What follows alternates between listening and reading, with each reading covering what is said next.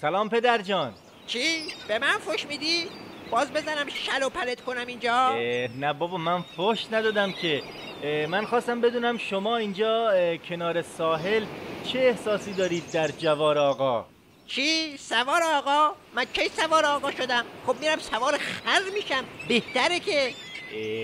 بابا سوار آقا نه، منظورم اینه که میخواستم بگم آفرین که اومدین اینجا پیش آقا با دلی سوخته. چی؟ ریش آقا؟ ریش آقا سوخته؟ آقا خیلی جای سوخته، فقط ریشش نیست که. نه خیر پدر جان، خواهشاً رعایت کنید، شما دارید توهین میکنید به مقام عظما. چی؟ به دماغ عظما؟ من چیکار به دماغ عظما دارم؟ پسر جان سر به سر من نذار، برو رد کارت. اصلا ولش کن، نخواستیم آقا. یه سوال دیگه.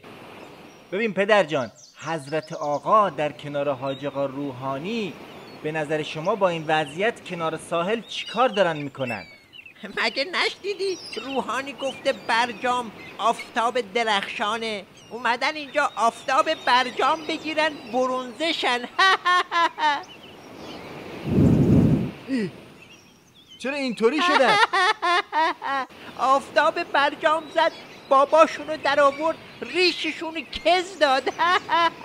راستی پدر جان این چیه دستت؟ این آفتابه برجامه. اون آفتاب برجام بود، این آفتابه برجامه. برجام 2. میخوام توش زهر ببرم برای آقا. خب پدر جان تو جامی لیوانی چیزی میریختی دست کم؟ نه آفتابه بهتره، نیم داره، راحت میتونه بخوری.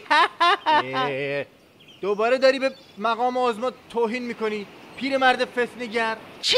پیرمرد کرخر باباته، فک و فامیلاته، حضرت آقاته. بیگی بابا برو کارت بابی.